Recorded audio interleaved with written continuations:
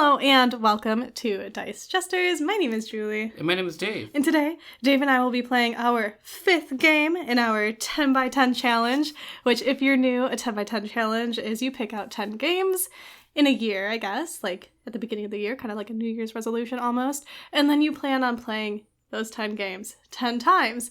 And this is our 3rd season of our 10x10 challenges. Our third 10x10. Our third 10x10 together, and, well, my third 10x10 in general. We're machines. We try to be. Yeah. I mean, we don't do much else. And you want to play all of those 10 times. And this will be our 5th game in this current 10x10. And That's crazy. I know, right? And this game is Underwater Cities by Vladimir Suchy, Czech designer. Produced by Rio Grande Games. Is that right? Yeah, you got that right. Yeah. And this is our first game by Vladimir Suchy. The way I set it up is every 10x10 challenge that we've done, I try to focus on one designer. Like last time it was Stefan Feld and Uwe Rosenberg. And so this one we have Underwater Cities and we have Pulsar 2849. And I've always wanted to play his games. I've played one, Last Will, and that was really cool. But I think that he aligns in his design style and philosophy from what I know about him from the games that I've acquired and looked into. He has a style of usually picking a really cool theme, but then also having these really interesting mechanisms that aren't necessarily things that you haven't seen, but he does them really interesting and well. It seems like his games are a lot more focused on the long-term planning, the tight resource management, engine building, and stuff like that. So I think it's going to align with games that we've enjoyed so far. So I'm really excited about this one. Okay. I'm just looking around because before we came in to record it, you said, I think this game is going to be a game that you pick up quickly. I think so. And then will be good at. But I'm staring at it and looking at this card with a time on it, and it says, 1, do something. 2, time. 3, trade thingies. And then 4, resources. 5, more resources. You're looking 6. at endgame scoring. Oh, these are... Yeah. I don't want to get you too confused. I just put that off to the side. Okay, well, I know that you said I'd be able to get it, and honestly, staring at this, I'm confused. And that's why I love that as, a new gamer, you're like, guess what you're supposed to do in the game? And sometimes I'm really close, I'm really spot on. And then other times I'm off. Oh, wait, hold up. Okay. You mean nudge you in the right direction? No. You got it? No, I think I got it. Now that I'm staring at whatever these cards are. Okay, so this mat in front of you, we all have a player mat, and then there's these dome thingies, and these white ones are okay. These are we're still living in an apartment. We want the underwater apartment. Yeah, we're living in an underwater apartment, and we want to get a house, and the house is the red one. Your aim is to change these white ones into the red ones, because the red ones are probably worth more property value, like a house. Okay? So, to do that, you have these cards here. These 6 cards that are in the middle of whatever this is, and then you have this lady talking to, I don't know, the underwater city. She breathes air. She's not part of Atlantis. And here, you have 2 of my color, 2 of your color. And these are worker placement. We place onto these thingies here, and they give us something. So this one gives us 3 coins, or I don't know what that is, some kind of chip thing. And then this one allows you to recharge your battery or something. And this one says if you have a house, a nice red dome, you get 2 points. Okay. Yeah? Kind of on the right track. Okay, so these that you thought were worker placement things, this is actually turn order over here. Uh-huh. You're kind of right. You have these 3, action tokens, and essentially you're going to use these and cover up a spot on here. But we're also going to have a hand of cards that match these 3 colors. So on your turn, you're going to take one of these action markers, put it on a spot that hasn't been used, and then you have to play a card. If the card color matches the spot that you did, you get to do the bonus on the card along with the action on the spot. But if it doesn't match, then you just get to do the action to the spot. So either way, you have to get rid of a card. So you have to guess what color card you're going to draw? No, you have a hand of cards. I haven't dealt them out yet or anything, but... Okay. Well, why did you already start with the dolphin? Well, this is the play. So you're normally the purple player. Yeah. So you got the purple player is the robot. Mm-hmm. And the blue player, I guess, is the personal assistant is the dolphin. Yeah, but I like dolphins. It says, let's talk about your small brain human. And yours says, now offering beverage 1101010 with extra 1010. Oh, just kidding. I like the purple one. That purple one's like... fits your personality. What does that even mean? We'll see. What do you mean we'll see? Okay, so what are these things? Oh, those are... So you were kind of right. The dome things, the white ones are okay. The red ones are better. You don't... I think there's something that lets you upgrade the white to red, but you can either build either or. The red domes give you better bonuses as the game progresses and gives you points. And the white ones don't really do anything. But you're expanding your network on here. But these little circular discs are ways that on cities that you've built, you can build these little production sites and you can upgrade them too. If they connect back to your starting city, which is the city on here, via tunnel, you have to build these network of tunnels, which are over here. Then during the production phase, of which in the game there are 3, you'll get resources based on the production sites that you've built on your board. And I think just looking at a new game, if you look around the table, like if you see chips like this, you know, okay, these are resources. We've got science, we've got grass. I can't remember what this is Agriculture? Yeah. There's these silver, I can't remember what these are called. There's actual words for these. And then there's these special pink ones that you can use in place of others, but they're more powerful and harder to get. And then these over here are money, so they're credits. And then we have tunnels too. So those are the resources of the game. So if you kind of look around, it's pretty easy to figure out what the actions actually do. They get you stuff. They let you build these little production buildings. They let you upgrade. You can build tunnels. You can build domes, moving up the turn order track. So the actions are pretty simple in this game, honestly. Okay, cool. What is the point, though? What am I building? What do you... am I a mermaid? You want to know the backstory? Is that what you're asking? Sure. Okay, so it says the next frontier. The Earth is overpopulated. The colonization of Mars is always 4 decades away. Only one avenue is open for human expansion, the world under the sea. Players compete to build the best underwater nation, an archipelago of undersea cities connected by a network of transportation tunnels. Kelp farms, oh, that's what the green is. Ooh, okay. Kelp farms and desalination plants will help your people with food and water. Laboratories will give you the knowledge you need to run everything more efficiently. Perhaps you'll even be able to build symbiotic cities, fully integrated with the underwater ecosystem. Beginning as a single city, you will expand your network, connecting it to the coastal metropolises. At a time when hunger has exceeded agricultural output and water shortages strain the bonds of the Federation of Nations, you will build a nation that is self-sustaining, perhaps even someday exporting your products to those who have been left ashore. No. So that's what we're doing in the game. Did that answer your question about what the point is? Yeah, but it also has me, like, thinking, right?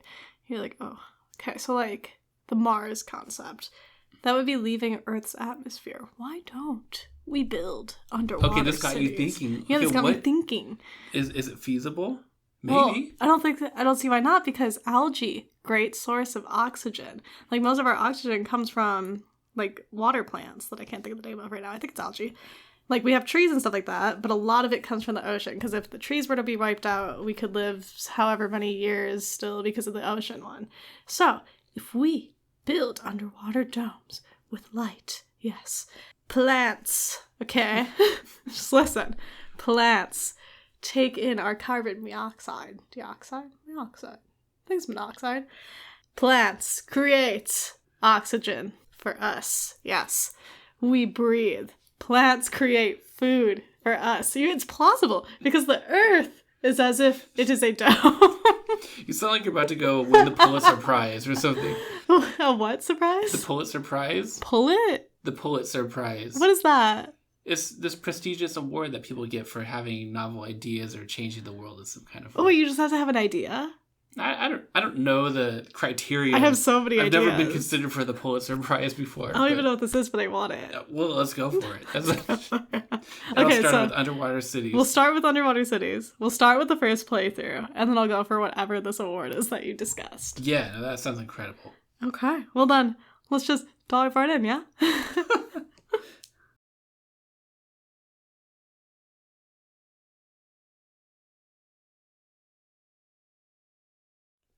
And Dave and I are back after our initial play of Underwater Cities, and I must say, my city is looking nice. City is looking very underwater. I would love to live in my city. My city has nice structure. Yeah. So I should have called this Underwater Mortgage because that's what it felt like. Yeah, because I was all like, oh, I'm gonna drown your capital. Yeah, you said that. I did say that. Started using economic terms. I know, right? But first impressions. So it was funny because I know you had told me the designer of this game, which is, I forgot already. Vladimir Suchy. Vladimir Suchy. And this is my first time playing a game designed by Vladimir Suchy. So it was interesting, I would say. I remember in the beginning you said that I would be able to teach you the game, but it was slightly confusing for me at first. After playing our first round, I would say I understand it. Like, it's very easy to understand after getting a couple moves in. So maybe the first half, is this called something like a section? Eras. Yeah, the first era, I was like, okay, I got it. And you're like, what do you mean, okay, you got it? You've been getting it, it seems like. But I, for some reason, was not comprehending the whole card to color deal when you said, oh, you want to have cards of every color, this and that. Honestly, it could have just been me. I truly wasn't paying attention when you were telling me about it. And I think you're just used to like jumping in though and figuring it out as you go. So I'll try to explain it, but it doesn't really matter. Yeah, I kind of turn off my hearing and listening. And when you were trying to explain it to me, I just kind of was like, okay, we don't need to look at the board. I have it in my head. Just explain it. And you were like, no, we should probably go look at the board. And I was like, no, it's okay. And then you said that there was the vegetation, the steel plates, and then the plasma items. They look like plasmas. I think you got all three of those items slightly off in terms of what they're called. Well, I've been calling them the wrong thing this whole time. You and I both. I was like, pass me the grass. The green thing. Pass me the green thingy. The beaker. But when we were sitting down, I was just like, no, Dave, there's a fourth one. And you're like, no, I don't think there is. And I was like, no, I see it. It's like the grass, the steel, the other thing, but there's something begin. And you're like, what are you talking about? You know, because I have that weird picture memory-esque I've been getting visions of underwater cities in the middle of the night. Right. I know that there's another element in there somewhere. With that, I think that's why I had just a slight rocky start, was just because I wasn't really paying attention. But when it comes down to it, it is pretty easy because you have these doors, these like little panels, which work as a worker placement in a way, where you choose where you want to go, whether that's one of the oranges, one of the reds, or one of the green places. If you lay your tile on an orange, red, or green, you can play a secondary action from one of the cards in your hand, and you can only play that action if the card in your hand on top has that color that you laid your door on. And that is the part, for some odd reason, that didn't initially click until I saw you move it, that I was just like, oh, okay, that makes sense. But then after getting that, everything else just kind of fell into place. I had questions when it came to some of the, ready? Iconography. Because to me, I thought that the dashes meant that you got both. Oh, like everything? Yeah, but it's one or the other. And then some of the arrows were a bit deceiving because from my angle on the board, I'm at the end with the era tracker and you're at the end by the reds. And so the arrows kind of look upside down. So from my perception, it kind of looks like I can upgrade a farm or one of the steel plate, but it's actually, no, you can place them. So that was just something that was basically just placement of where we were sitting for this game. The other portion that took me a moment to understand was what cards you discarded and what cards you kept. And you keep the gear cards because after every era there's like that gear stopping place. You keep the A cards because the A cards is an action card. So, you know, A stands for action. You keep the infinity signs because obviously infinity means you get to use them through the whole game. And then you keep some end of game ones which have like a clock on it. So the iconography is pretty self-explanatory for the most part. Yeah, it seems like if you've played some games, most of the things in this game are pretty intuitive, iconography-wise and just mechanisms-wise. Yeah, and then I liked how first player changed throughout the game so far, but I get this slight suspicion, and I don't know if we want to like quote me and circle back to it. You should make predictions after the first game, like if we're gonna like play it all the way through or how quick and stuff. Yeah.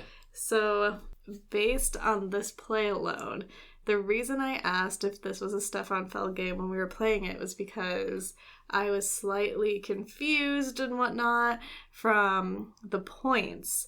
By the third era, we were only at around 35, not even. We were approaching 35. Yeah. And I'm so used to Stefan Feld being those point salads. Like 1 to 200 points. Right. Yeah. And I was wondering where the 100 token was. Yeah. But now I see that it's slightly difficult to get there because my map's almost full and I had a lot of it filled out. And I hit my bonus and whatnot. You hit your bonus. I did. I hit my bonus for the year. No, I wish. But, so there's that. But right now, I personally don't have a strategy other than to beat you to the red domes. And I would say that by our 5th game, I might think that this is a little too repetitive for me. That's my prediction. Because I already noticed a lot of patterns in this first round. And because these cards kind of have a few cards that are similar, which is fair because, you know, it gives everybody a fair chance. Yeah, that's kind of where I'm at. I just have this slight feeling that I might get into a rhythm, find the pattern, and then by the 5th game, just be like, okay. And then you're going to be like, how are you doing this? Yeah. I'm going to be like, well, it's a pattern. It's math. Yeah, there's some stuff to this game that I am excited to explore. And I think it's really the card. I hate to use the word synergy because that's such a corporate term. What is that?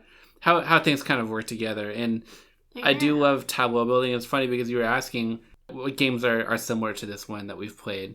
And I said, I think it's kind of a mix of Bruges, Nucleum, and Agricola, from the sense that you have card play where you can bonus things together. You have this kind of network building. Although it's on your own player board, you're not actually building together. Mm-hmm. And then the element of having to feed your cities. Yeah, feeding wasn't that bad. It was pretty easy. I would say it wasn't a huge restriction of the game. You almost looked like you were going to starve a few times. But I almost feel like in this game, it felt like I had this abundance of resources. But I almost think, due to knowing this designer, I think that it just means that I wasn't playing efficiently. Oh. Like I was gathering a bunch of things, but I wasn't spending it in the right places because although I had some cities on the board, I didn't do all my tunnels. And then you can build these buildings, and then you can score a lot of points if you get different buildings within each city. Mm-hmm. And then there's end game scoring cards, and I only got a couple of those that come out. There's these objectives and everything.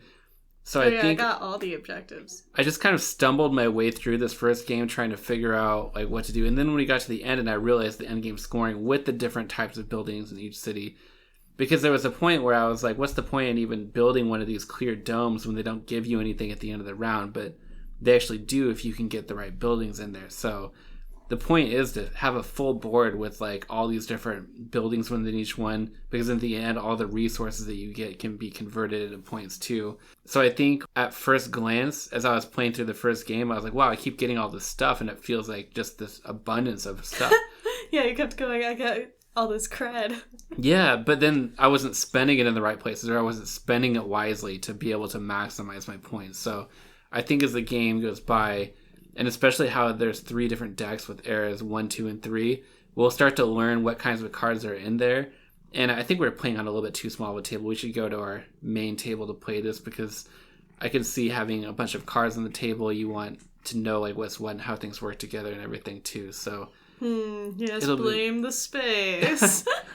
Yeah. So I think that there's some definite strategy here. I think that this is, from my perspective, a pretty like, I would say it's like a medium weight Euro game. But I still am excited to see what there is to explore within this, and if it's one where we'll find that wanting to come back to it and keep exploring even when we get to 10 plays. Like at that point, is it going to be like an Arnak where we feel like we've done everything, or is it going to be like a Boon Lake where we feel like it's a little bit too easy, or will there be these emerging strategies as we play that make us think, wow, there's more than we realized the first time we played it? You know what I mean? I'm always excited as we go through a 10 by 10 to discover those kinds of things. Yes, I mean, so far you finished this first round with 72, and I finished it with 90. Oh, I'm aware. Yeah, it was a learning round. I love how you say, "Oh, well, it's because I'm teaching you." Yeah, okay. I told you what to do to win, so. No, you didn't.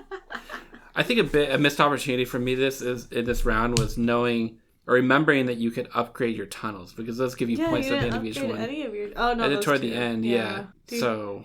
Seems like Lupin likes it. Can you hear him purring? I can, yeah. He's into the underwater. He's like, I like these fishy themes. Did you feel like the sense of exploration in this first round? You know, the theme. We didn't even talk about that in Aquasphere, which I didn't really feel it in that game at all, but that's okay. That game was awesome. I don't really know. I didn't feel like I was exploring anything, you know? I just felt like I was building. Building toward your Pulitzer Prize that you talked about? Yeah, I guess. I'm not 100% sure. Because you talked about Agricola. So in Agricola, I felt like I was building, like a farm, and building this thing to feed my family and everything like that.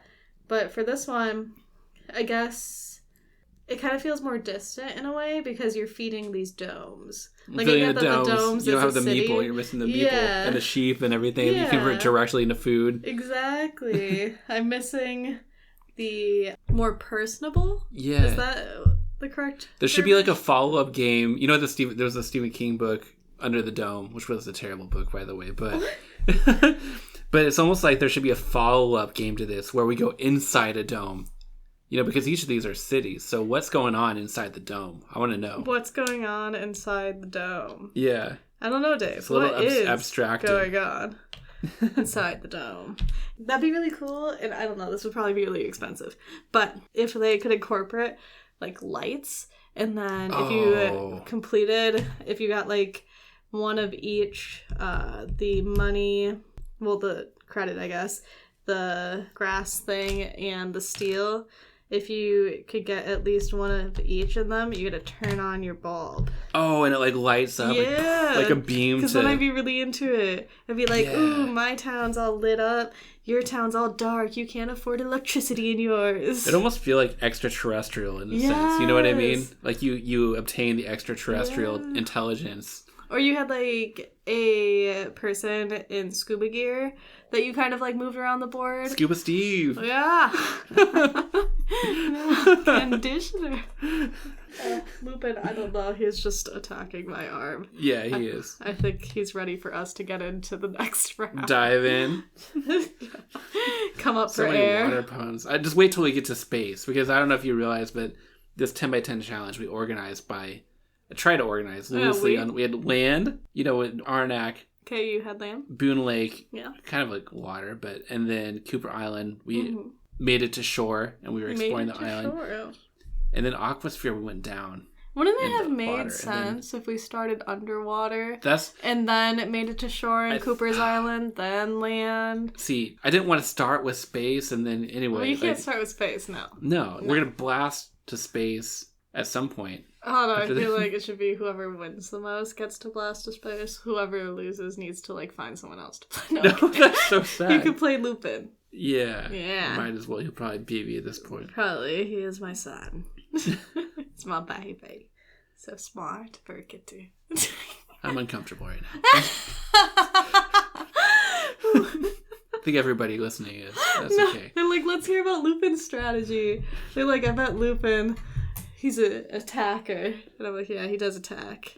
Very much so. The game and all. Especially when there's blue and green colors involved. But yeah, so anyways, let's get into the rest of our 10 by 10. And then after that, we'll report back and see if my prediction came true. You kind of had a prediction of us learning the cards. So yeah, we can check all that out and see what holds up.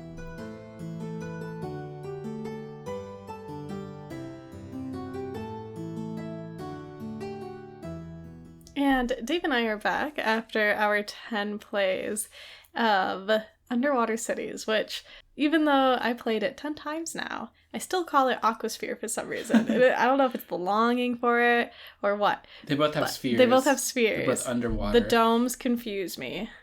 I get why Aquasphere is called Aquasphere because you run in a circle, but to me, this underwater city should be like, I don't know, underwater spheres. Half spheres, half circles. What is called underwater cities, plural, because there are multiple cities within your network. Yeah, learned a lot. It's 10 wonderful plays, honestly.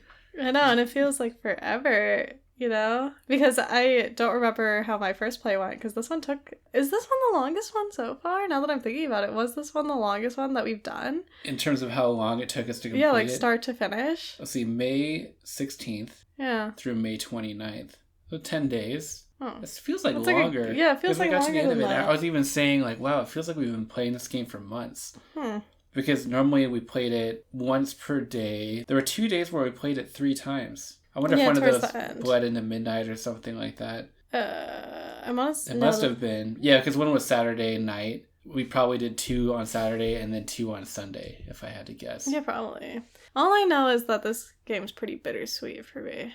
Bittersweet. I don't know, is bittersweet the correct term? Let's start with the bitter. What was bitter? What was bitter about it? I wanted to quit after 3 games. You did. I was just like, this game is boring. I'm so bored right now. I think we jokingly called it Underwhelming Cities in the beginning. And I was like, I don't want to play this anymore. I don't find any joy in this. And then we played it again because we were like, we already committed. Well, I said we already committed. I was like, we have to.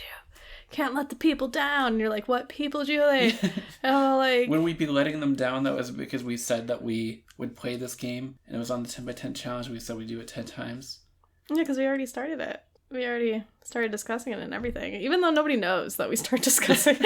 Who cares? I mean, who knows? It's all behind the scenes. So, like, you know. These are internal struggles. These are internal struggles. But in my mind, I'm like, no. You know, because I'm a big on, if I said it, I'm going to do it. Yes, you always follow through on your word. Unfortunately, for better or worse. I know there has been some worse ones when I've followed through on it. You committed to things. Like, why did I do this? But I can't back out of it. I'm like, you can. You can back out of anything if you want to. I need to continue bringing honor to my family, David. There you go. So, what was it that made you want to quit the game after a few plays? I think I won the first 3, right? Let's go back. Or did I win? I'm pretty sure I won the first 3. You won the first 2, and then I won the third. And then you won. Okay. So I won the first round, and I remember being underwhelmed by it because it's kind of... I don't know the words. I don't know why, but my English is like really bad today. The wording for things I can't grasp. And it was as if it was like beginner's luck. Yes, that's what it's called. Beginner's luck when you first play and win. And I think because I don't know. Well, I can help you because I went back and listened to our initial recording. I haven't done that in the past. It was funny because you made a prediction. You said, I predict by the 5th game, I'll feel like this game is too repetitive. So I did say that, yeah. I'm curious if that prediction held true. You know, now that you say that, okay. So the first 3 rounds that we had played, I played them the exact same way. Because I somehow got all the same cards, and I was able to do all the same things. I started out the same way each time, you know. And then I had told you, no, we need to stay committed to this because I said I was going to do it, so now we got to do it. And then as we played it again, I played it a different way because you had won the 3rd game. And when you won the 3rd game, I had thought, what did he do that was different than me? And that sparked my interest to try something different. So then I tried doing other things in the game. And then there was that one time when you won one, and it really got under my skin. And I don't know if sore loser is the correct term. I am a sore loser because I calculate things in the beginning of the game and calculate what you're going to do, like a game of chess, right? But then when we get playing, you start doing other things. And then I can't do the things I want to do because you had already taken those things that I wanted to do, David. So that's why I'm a sore loser.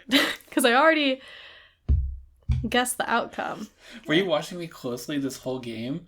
The whole time that we played I do watch it? you closely, yeah.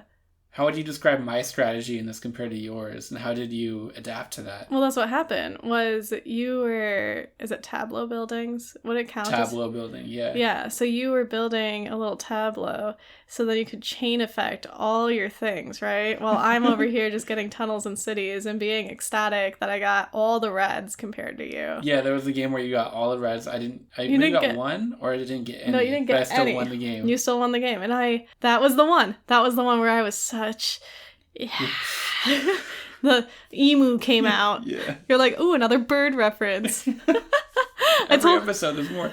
I told my coworker that you now call my hand the emu. I was like, every time I get mad at Dave, I put my hand in a way, and Dave's like, oh no. Beak. Yeah, he's like, the emu's coming. He's like, put the emu away.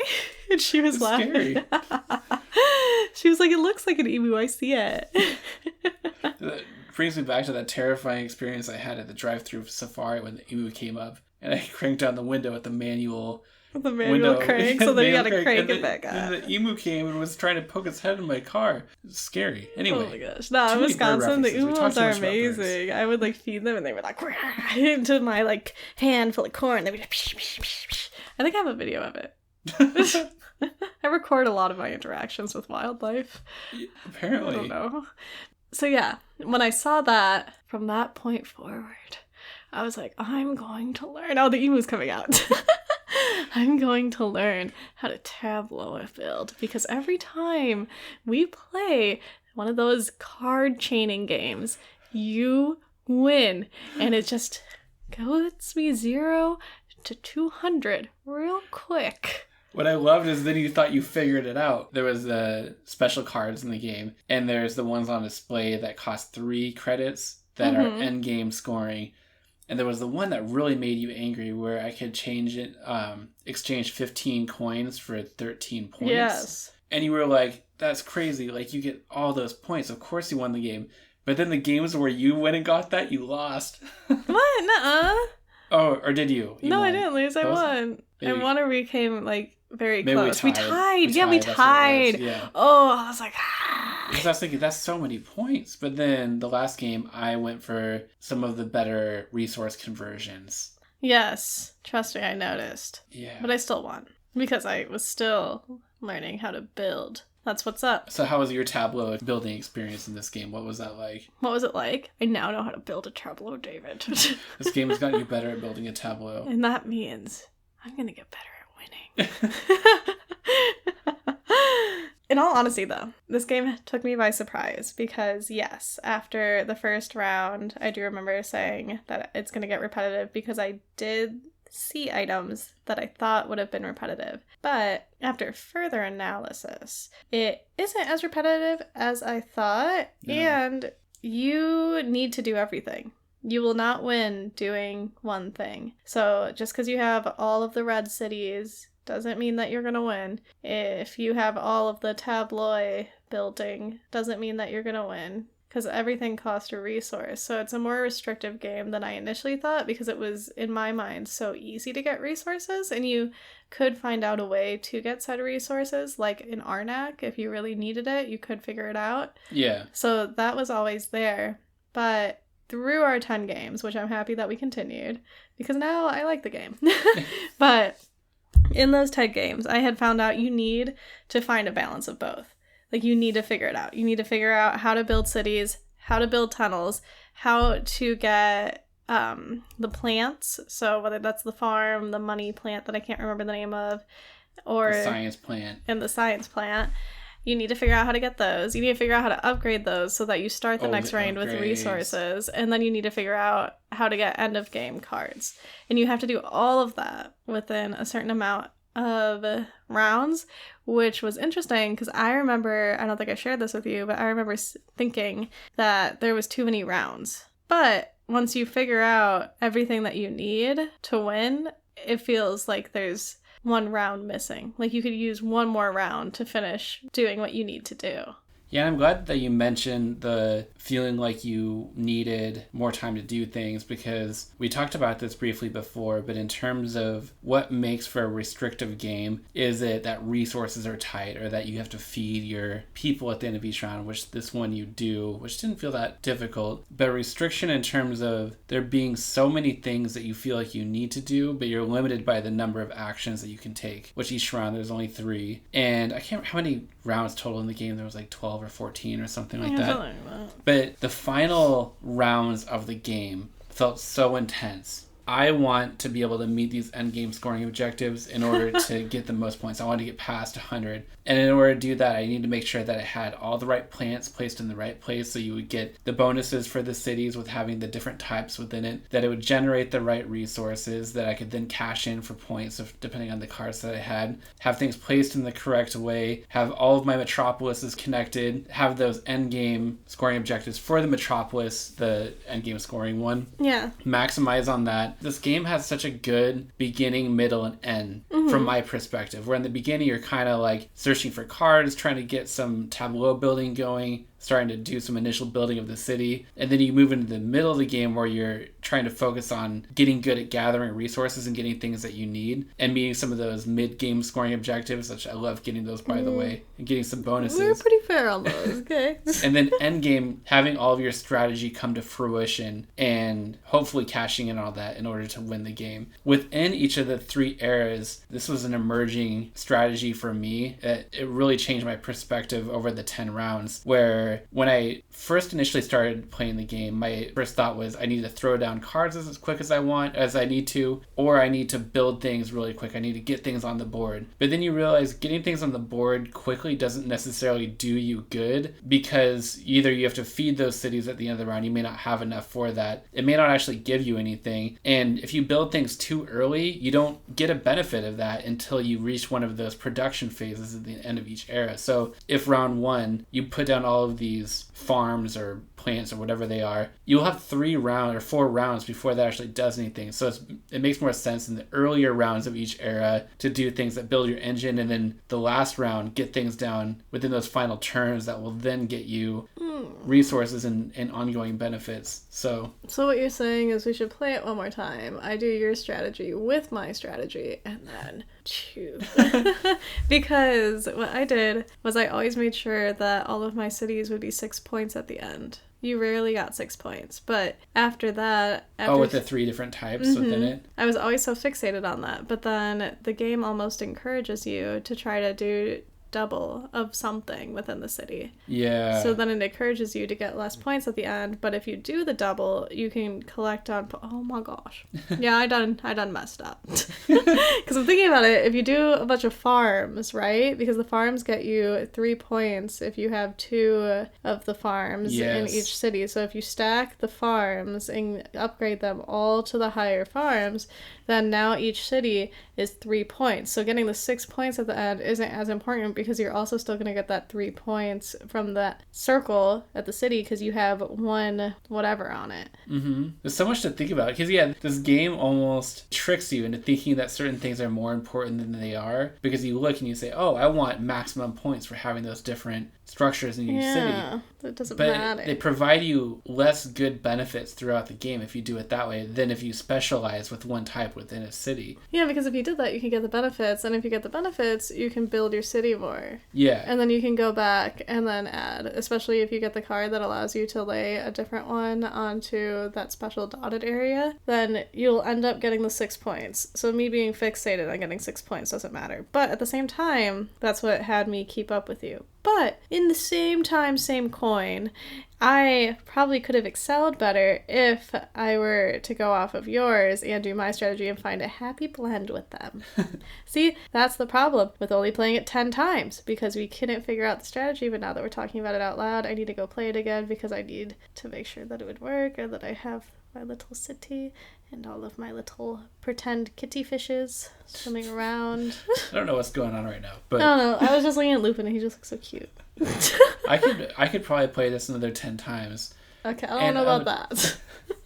I love within the cards too, they're the different types. And I really enjoyed figuring out which card to place. And by the way, thinking about the interesting mechanism in the game, which I can get why you thought this was a Stefan Feld game at first, because he always does something where he gives you a mechanism, but also a source of randomness as well. Yeah. To have to work within that. And this one, you get a hand of cards, 3 cards, but then you have to decide, do I want to use an action spot just for the action benefit by discarding a card, or do I want to match the colors and get both benefits? And you feel like you're wasting a turn if you don't use both. So you may have an action spot that you really want to do, but you don't have the color to do it, so you need to think, okay, what else am I going to do to maximize my efficiency within this round? And if you don't do well, this is a game where in the earlier rounds, this is the last game when you won by like 1 point. Yeah. I knew 2 rounds in, I'm going to lose this game because I lost the first 2 rounds doing inefficient moves. For a game that's this long, like an hour and 15 minutes, I could trace it back to those early rounds not getting things out the way that I quite wanted to. What's wild is you saying the whole, like, when you land on a color, match the color so you get both, right? That was my rap. I didn't make certain moves because I was like, no, I don't have the color. I felt that I couldn't use that said spot because I didn't have the matching color in my hand. I know. And sometimes you would also really want to do something, but for example, there was a spot where it let you use an action card and build a tunnel. And if I've exhausted all my action cards, I'm only going there to build a tunnel, and then whatever my bonus, and I'm like, that's inefficient because I'm losing half of the benefit. Or if you go to the science spot where you can upgrade your structures for up to 3 times per beaker resource. If I went there with only 2 beakers to spend, I feel like this is a waste of a turn. This is a game that forces you to think in terms of efficiency, especially when you get to the level where you and I feel like we understood this game pretty well, and we were really competitive with this, with our, I don't know, ability to win. Yeah, because our drive to win. Because those last few games, we were really neck and neck. It was so intense. Like, we even tied. Yeah. And we went through the tiebreaker, and we were tied a second time because it was whoever was furthest up the Federation track. And then after that, I was like, well, at this point, just enjoy the experience. No. I'm like, no, we need to know who won. We need to know who won. There needs to be 5 or 6 I had the most tiebreakers. red cities. Because those red cities cost so much. They do. Were they worth it? No, because they only give you 2 points. And if you have the cities, right? So you can either get 2 points at the end of every era, or you can get 6 points if you decide to lay a white one down and then fill it with the resources. So you could pick and choose. So I guess you could lay those all down, use the resources left over that you didn't have to waste on making a red city, and then stack the white cities to then get more points. And then have more resources left over to do more things. This is what I love about the 10x10 challenges, or at least playing the game this many times, is this goes beyond any of my gaming experiences in my life, because I just am so used to getting out a game, playing it one time, learning the rules, and then that's it. It goes back on your shelf, or maybe you play it 2 more times or something, but you never get to the point, at least I didn't, where I was playing it enough times with the same people to develop strategies and see how our skills could improve throughout multiple plays and explore everything that the game has to offer design-wise. And figuring out, okay, I thought that this was important the first time I played it, but then I discovered that these other things were important. Like, these special cards are crucial to be able to get the end game scoring, but then some like more powerful benefits. And then really developing a strategy and engine building and getting all that stuff going. I loved playing this game 10 times because I would say out of all the games that we've played so far, this is the one where I went, my view on it changed the most dramatically. Same. Because after one round, I was like, it's okay. Like,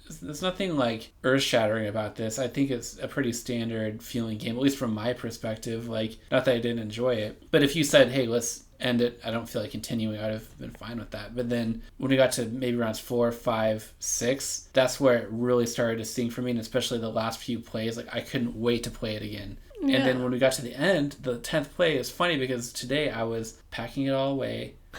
And I felt a little sad. Like, you know, it felt like the end of a trip, you know, when you're packing up your bag and going home. Like, this journey was so much fun and different than I expected. I honestly went in not really with many expectations, but it was cool to see how that shifted over those 10 plays. Yeah, it's true. That's 2 was my most dramatic change. I would went say from wanting to quit it to now confused.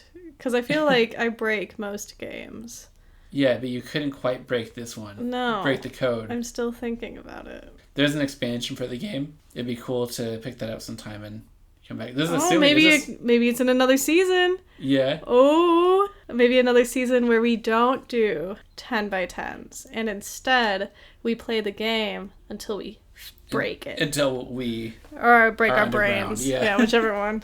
No, I honestly, because I've been thinking about that a lot, about 10 by 10 challenges and the inherent difficulties I have with putting together a list of 10 games that somehow relate, that you can compare them to. Because how do you compare like a card game like Parade to a game like Underwater Cities? Like, they're not easy to compare. That's true. So I would be willing to sit down and play a game like Parade like 50 times and then talk about it. That'd be really fun. Or I feel like we've played that game 50. No, we haven't. We played like Dominion 50 times. Or like Azul. One of those. I think you're onto something with that. Yes. Well, you can talk about it. So is this a keep it to play or a trade it away? It's a keep to play. You're like, why do I feel the emus coming out? Thinking about the strategies, and we'll come back to it. It's gonna be like in chess when you write down everybody's moves, you know? Yeah, you can. So you can analyze it. We need to get one of those timers. I know. I'm gonna be like sitting there, and I'm gonna be like, "Huh, interesting." Well, it's funny because you always make fun of me for taking so much time into Dominion to take my turns, but you took some time to the point where I zoned out and then thought it was my turn, and I went to go take my turn, and you were like, "What are you doing? What are you doing?" That was just the last round because it was like high stakes. If you win this game, because that got confusing, and you still won by 1 point. I get very competitive. You do. It's really intense. I feel like it'd be so funny if we could somehow get like a fly on the wall to record and people saw just my raw reactions to when you do things or how the game goes. I wouldn't know if upset is the right word, but you were like, that was the spot that I wanted to go. I've been planning everything out. You ruined everything. That. Yes, because that's why I had to sit there and rethink everything. Yeah, you're double emuing because I had to rethink everything. I had it all planned and I was going to hardcore win, but no, I just barely won. Are they emus or velociraptors? They kind of seem like they're both. Predators. They're hybrids. Wow. I'm scared. And now they're like praying mantis. No, you're not. Don't say that. People are going to worry about you. No, don't be worried. Yeah. Maybe a little. No. Well, I had so much fun playing. Thank you for taking the journey with me. Yes, thank you for picking a game that was difficult. Well, wasn't this game from Rio Grande too? It was, yeah. Okay. Well, thank you, Rio Grande. Thank you, Rio Grande Games, for sending us that game. I'm happy we like it. And thank you so much for listening to us this week. Feel free to join us on our Patreon, which we've updated, by the way. Okay, it's under construction, but it's being updated. And I and Dave are excited for it because Dave added his typewriter thank you things to it that he just wants to talk about. No. 1950s German typewriter. This is real. A true heirloom that you'll receive. Passed down through the generations. So anyways, check us out on Patreon. You can even join for free. There's some free things. We also plan on, in the future, dissolving our seasons and putting them on Patreon. So if you really enjoyed season 1 or season 2 or even this season and you want to continue listening to it, feel free to join us on Patreon there. We are on Instagram as well. Due to this game just being a little bit more difficult, we kind of fell ever so slightly behind, but we got back on the construction site and are posting again, so that's exciting. I don't know where that went. You know what? We're jesters. It doesn't matter where we go. It doesn't have to make sense. We're here to entertain, so as long as you find it entertaining. Challenge the status quo. Right. But thank you. So until the Jester's last laugh, we hope to see you again. May your games be cheery and your hearts be full. Dice Jesters.